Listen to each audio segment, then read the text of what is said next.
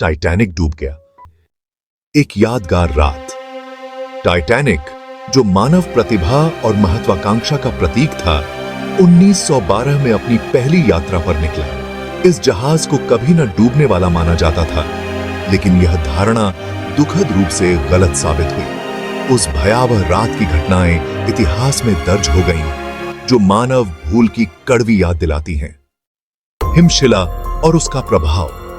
हिमशिला से टकराने के कारण जहाज को विनाशकारी क्षति हुई। यात्री और चालक दल तबाही के बीच फंस गए, जिससे अफरा तफरी मच गई। सीमित संख्या में लाइफ बोट्स और अपर्याप्त सुरक्षा उपायों ने इस त्रासदी को और बढ़ा दिया। तैयारी और संचार की कमी। चालक दल को उचित प्रशिक्षण न मिलने के कारण प्रतिक्रिया अव्यवस्थित रही। संचार प्रणाली आपातकालीन स्थिति की गंभीरता को प्रभावी ढंग से प्रसारित करने में विफल रही। चालक दल के बीच तालमेल की कमी ने बचाव कार्यों को बाधित किया। त्रासदी से परे। आज के लिए सबक। टाइटैनिक के डूबने से समुद्री सुरक्षा उपायों की गंभीर खामियां उजागर हुईं। इस घटना के बाद अंतरराष्ट्रीय जहाज सुरक्षा नियम और मानक बनाए गए। यह त्रासदी आपातकालीन स्थितियों में तैयारी और संचार के महत्व पर जोर देती है। यादें और सीख। टाइटैनिक की विरासत आज भी बचे हुए यात्रियों की कहानियों और उसके अवशेषों में जीवित है। यह घटना अब भी विस्मय और शोक की भावना को प्रेरित करती है। यह हमें याद दिलाती है कि उन्नत तकनीक भी मानवीय गलतियों से अछूती नहीं होती।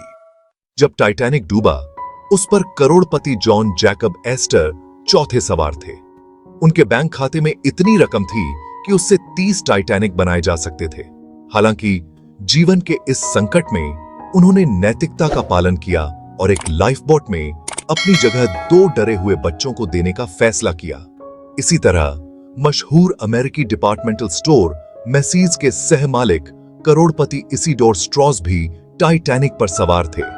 उन्होंने कहा, मैं कभी भी अन्य पुरुषों से पहले लाइफ बोट में नहीं जाऊंगा। उनकी पत्नी ईडा स्ट्रॉस ने भी लाइफ बोट में चढ़ने से इनकार कर दिया और अपनी जगह अपनी नई नियुक्त नौकरानी एलन बर्ड को दे दी। उन्होंने अपने पति के साथ अपने जीवन के आखिरी पल बिताने का निर्णय लिया।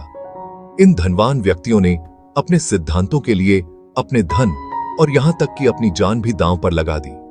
उनके इस नैतिक निर्णय ने मानव सभ्यता और मानवता की उज्ज्वलता को उजागर किया।